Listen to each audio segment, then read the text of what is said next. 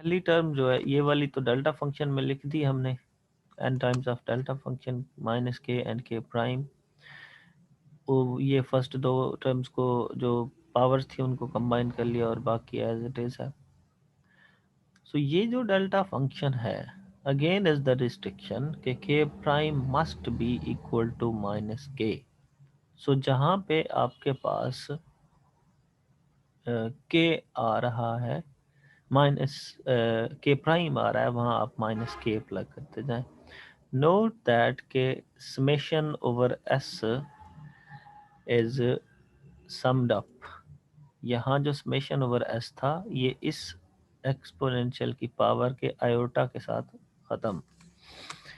Okay, सो जहाँ पे के आ रहा है उसको के प्राइम आ रहा है उसको माइनस के से रिप्लेस करते जाएं और समेशन भी सिंगल के पे हो जाएगा। अब हमने ये किया कि इस के को और इसके प्राइम को माइनस के से रिप्लेस कर दिया। यहाँ पे जहाँ के प्राइम था वहाँ भी माइनस के से रिप्लेस कर दिया और ये वाला जो के प्राइम है उसको भी माइनस के से रिप्लेस कर दिया। प्लस वन ये वैसे ही आ रहा है। ये पावर सेम है, माइनस के प्लस के कैंसिल हो जाएगी। एक्सपोनेंशियल की पावर जीरो है, one results one. So one plus one two हो जाएगा। और ये एक्सपोनेंशियल इसमें से आप माइनस कॉमन लेंगे तो ये एक्सपोनेंशियल आयोटा के ए प्लस एक्सपोनेंशियल माइनस आयोटा के ए होगा। दो से आप मल्टीप्लाई और दो से डिवाइड कर दीजिए। वन प्लस वन टू, ये इस टर्म में से दो कॉमन लिया जा सकता है। So two is just outside of the equation. यहाँ पे फिर वन माइनस और ये चीज़ एग्जैक्टली कोसाइन ऑफ के ए है। सो summation over q minus k into 1 minus cosine of ka is your second term of the Hamiltonian।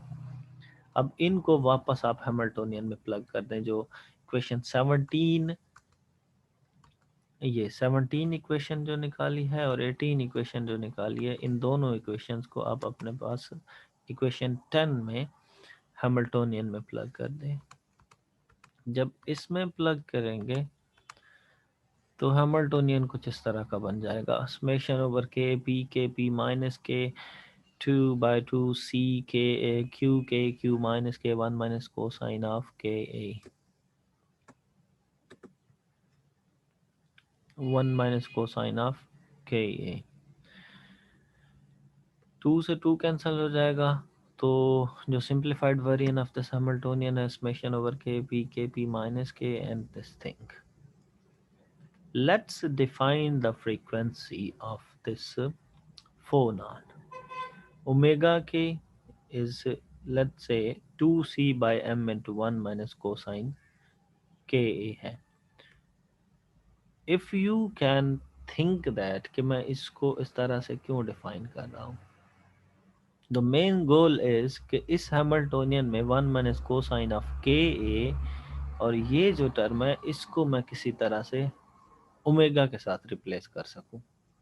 So omega के साथ replace करने के लिए मैंने डिफाइन किया कि फ्रीक्वेंसी जो है यूजुअली तो सी बाय एम होती है ना हार्मोनिक ऑसिलेटर की, या आप स्प्रिंग कांस्टेंट को के कहते थे तो के बाय एम होती थी स्क्वायर रूट के साथ, क्योंकि हम के यहाँ पे फोन ऑन मोड्स के लिए डिफाइन कर रहे थे, इस वजह से मैंने सी कांस्टेंट लिया हुआ है। So this C 2c by M into 1 minus cosine of K A is your frequency of this oscillation.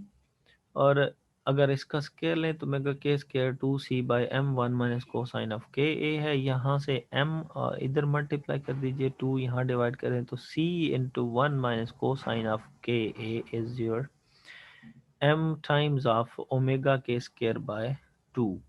अब इस वाली जो चीज़ है c into 1 minus cosine of K A 1 minus cosine of K A multiplied by सी, इसको इसके साथ replace कर दें इक्वेशन 19 में।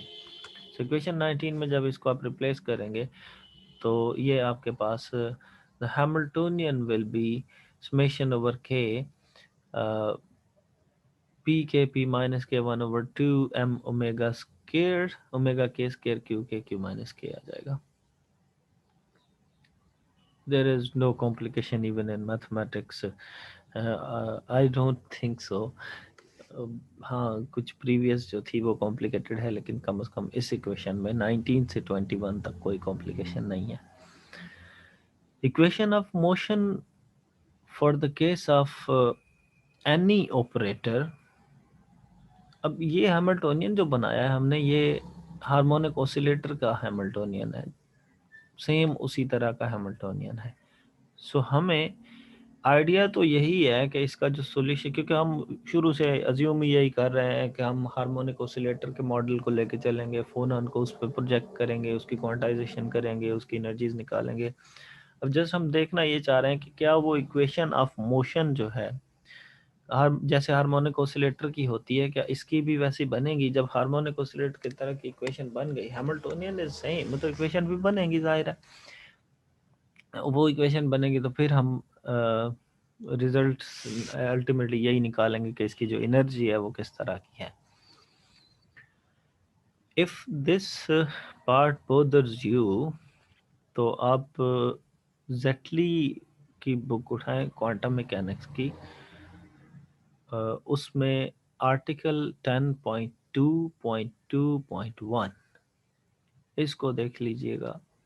तो इसने पूरी कैलकुलेशन शो करवाई हुई है कि ये जो equation of motion for any operator है उसको कैसे लिखते हैं. एक्चुअली में तो ये एक्सपेक्टेशन वैल्यू की टर्म में लिखा होता है, बहरहाल यहाँ सिर्फ ग्रिफिथ की बुक में भी ये होगा, Griffith introduction to quantum mechanics.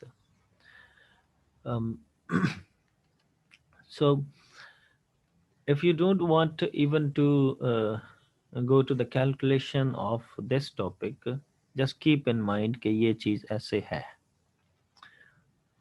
So differential of operator with respect to time is 1 over iota h bar commutator of that operator with Hamiltonian. Let's say कि operator A है, तो differential of this A is equal to 1 over iota h bar A commutator with Hamiltonian. या इस iota h bar को आप multiply करें तो ultimately iota h bar differential of this operator is equal to AH bar AH commutator. ये had का sign actually में इन operators के लिए यूज होता है. सो यहाँ से अगर मैं इस ऑपरेटर को रिप्लेस कर दूं अपने वेरिएबल जो मैं q और q p q वगैरह से जो डिफाइन करता आ रहा हूँ, तो मैं उनसे रिप्लेस करता हूँ. मेरे पास जो इक्वेशन ऑफ मोशन है वो मेरे डिजायर्ड जो वेरिएबल है उसकी टर्म में आ जाएगी. सो लेट्स से कि हम फर्स्ट पे इसको रिप्लेस कर देते हैं a को विद q k के साथ. Iota h bar differential of q k, ये टाइम डिपेंडेंस को q डॉट के साथ शो करवाया. So differential of this qk with respect to time is equal to qk Hamiltonian commutator. qk and Hamiltonian commutator. ये जहाँ पे a था वहाँ हमने qk से रिप्लेस कर दिया. एक स्मॉल नोटिफिकेशन नोशन ये है कि qk और इसको डॉट के साथ इंडिकेट करवा दिया, तो इसका डिफरेंशियल है. तो यहाँ इस इक्वेशन में हमें इस चीज़ का कम्यूटेटर कैलकुलेट करना पड़ेगा. रिजल्ट क्या आता है. हैमिल्टोनियन हमारे पास ये ऑलरेडी है कि इस तरह का ये हैमिल्टोनियन है, और क्यू के की वैल्यू भी हमारे पास फोरियर इनवर्स ट्रांसफॉर्मेशन से यहाँ हमने निकाल रखी है. दिस इज योर क्यू के. सो इसको और हैमिल्टोनियन को, यहाँ का जो 21 इक्वेशन का हैमिल्टोनियन है, इसको कंबाइन करके 23 में इसका सॉल्यूशन निकालते हैं कि इसका रिजल्ट क्या आता है. क्यू के इनटू दिस हैमिल्टोनियन. अब आप सबको ये बात तो पता है, आई मीन अगर पता नहीं भी है तो क्वांटम मैकेनिक्स में इन ऑपरेटर्स को आप ए कम्यूटेटर विद बी प्लस सी अगर इसको ज़रा एक्सपेंड करें, ए इंटू बी प्लस सी माइनस बी प्लस सी इंटू ए। अब जब फिर मल्टीप्लाई करेंगे उस ए को पहली दो टर्म को आपस में और दूसरी दो टर्म को आपस में, फिर रीअरेंज करेंगे तो आपके पास कम्यूटेटर जो है वो कुछ इस तरह का बन जाएगा कि अगर समेशन में है तो ये associative, I think associative property, yes, A और बी प्लस ए और सी का कम्यूटेटर आ जाएगा। तो यहाँ आप देखें ये वाली टर्म लेट से ये बी है, ये टर्म सी है, तो हम इस को भी इसी तरह से सेपरेट कर सकते हैं, Q commutator with the first term and Q commutator with the second term। यहाँ पे फिर एक आइडेंटिटी यूज हुई कि यहाँ दो operator at the same time इकट्ठे आ रहे हैं, यहाँ भी दो ऑपरेटर सेम टाइम इकट्ठे आ रहे हैं। अब A commutator with some operator BC can be written as, इसकी भी कोई कैलकुलेशन इतनी कॉम्प्लिकेटेड नहीं है। अगर आपको ये यहाँ समझ नहीं आ रहा तो मेरे ख्याल से ग्रिफिथ का सॉरी जो जेटली की बुक है उसका 5th चैप्टर है, उसमें ये कैलकुलेशन भी की हुई है। सो इसमें अगर आप ऐसे ऑपरेटर को लिखें तो A commutator with B into C plus B commutator A into C. इस रिजल्ट में मैं आपको जस्ट एक चीज़ नोट करने के लिए बता देता हूँ कि अगर इस तरह का ऑपरेटर हो ए बी सी, तो इसका जो रिजल्ट आएगा सी यहाँ बाहर ए और बी का कम्यूटेटर प्लस बी पहले ए और सी का कम्यूटेटर। सो इस इक्वेशन में क्यू के पी माइनस के आ रहा है, लेट से ये ए ऑपरेटर है, ये बी है, ये सी ऑपरेटर है। तो पहली टर्म ए और बी का कम्यूटेटर है, क्यू का कम्यूटेटर, पी के का कम्यूटेटर ये, और उसके बाद पी माइनस के यहाँ बाहर मल्टीप्लाई जैसे सी मल्टीप्लाई हो रहा था, प्लस बी बाहर है तो बी इज योर पी के और ए एंड सी का कम्यूटेटर। इसी तरह यही प्रिंसिपल इस पे भी अप्लाई करें। ये प्रिंसिपल जब इस पे अप्लाई करेंगे तो क्यू के एंड क्यू के आ जाएगा और फिर क्यू माइनस के आ जाएगा। क्योंकि ये सेम ऑपरेटर हैं तो इनकी आइगन वैल्यू सेम होंगी, जब इनकी आइगन वैल्यू सेम है तो मतलब ये आपस में कम्यूट करते हैं, तो ये कम्यूट करते हैं तो इनका आंसर 0 हो जाएगा। A B minus B A is always 0 if they both share some eigenvalue या if they have some common eigenvalues or they commute। सो ये टर्म 0 हो गई, बाकी आपके पास ये बच गया। अब यहाँ पे क्यू के एंड पी के एंड पी माइनस के, इसमें आप देखिए क्यू के एंड पी के का कम्यूटेटर है तो हमें पता है ये जो चीज़ है हम इसको आयोटा एच बार डेल्टा फंक्शन के साथ लिख सकते हैं। यही टर्म हमने ऑलरेडी कैलकुलेट किया, मैंने आपको शायद शुरू में ही शो करवाया था कि ये के और के प्राइम हो तो इसका ये आंसर है, अगर क्यू के और पी के है तो उसका मतलब ये होगा कि डेल्टा फंक्शन ऑफ के एंड के आ जाएगा, और जहाँ के माइनस हुआ तो वहाँ माइनस के करस्पॉन्डिंगली आ जाएगा, राइट। सो इसी इक्वेशन 16 को यूज करते हुए क्यू के पी के डेल्टा फंक्शन में चला जाएगा, ये भी इसी तरह से डेल्टा फंक्शन में चला जाएगा, और p माइनस के इसके साथ मल्टीप्लाई हो रहा है, p प्लस के इसके साथ मल्टीप्लाई हो रहा है। ये डेल्टा फंक्शन के साथ 1/2m इंटू डेल्टा आयोटा इस बार डेल्टा फंक्शन के फर्स्ट टर्म के लिए और डेल्टा फंक्शन के माइनस के सेकेंड टर्म के लिए। यहाँ पे के इक्वल होगा, है भी सेम वही चीज़ है तो डेल्टा फंक्शन 1 हो जाएगा। ये कंडीशन इम्पोज करेगा कि के को माइनस के इक्वल होना चाहिए, तब जाके ये 1 आंसर देगा। सो ये समेशन जो है ये फिर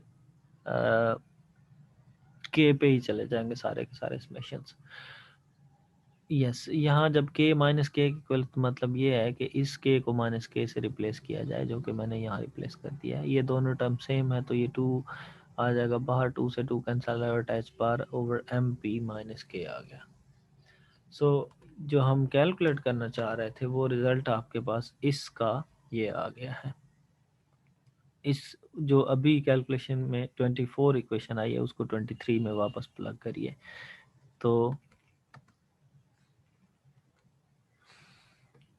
iota H bar Q K is equal to this thing. ये आयोटा एच बार से आयोटा एच बार कैंसिल होगा तो बाकी आपके पास Q K differential is equal to P minus K by M. Let's again differentiate it. इस equation को again अगर डिफरेंशिएट करते हैं हम, तो जहां पे ये क्यू के सिंगल डिफरेंशियल के साथ आ रहा था ना पहले इधर, अब अगेन अगर डिफरेंशिएट किया, इसका डबल डिफरेंशियल यहाँ आया तो मतलब फर्स्ट डिफरेंशियल इधर हो जाएगा। ये फर्स्ट डिफरेंशियल है तो उसका क्यू के यहाँ आ रहा है। अगर ये सेकंड डिफरेंशियल होता तो इसका फर्स्ट डिफरेंशियल यहाँ आ जाता। अगर आपको ये बोदर करता है तो इसका अगेन डिफरेंशियल लेके देख लीजिए। इस तरफ पे डबल डिफरेंशियल, इस तरफ पे डबल डिफरेंशियल, इसको एक्सपैंड करके double differential Hamiltonian is independent of time. तो बाकी जब अल्टीमेटली आप रिजल्ट कैलकुलेट करेंगे that will include this Q first differential. So yes, iota h bar q double prime q double differential is q first differential and h। अब इसको फिर से calculate करते हैं कि इसका क्या आंसर आता है। ये फर्स्ट टर्म तो हमें पता चली हुई है कि इसका जो q डिफरेंशियल है फर्स्ट वो ये है। हैमिल्टोनियन भी हमें पता है, हमने अभी निकाल के लिखा था। तो उस हैमिल्टोनियन को यहाँ प्लग करते हैं, इसकी जगह इसको प्लग करते हैं और इसको सॉल्व करते हैं। So let's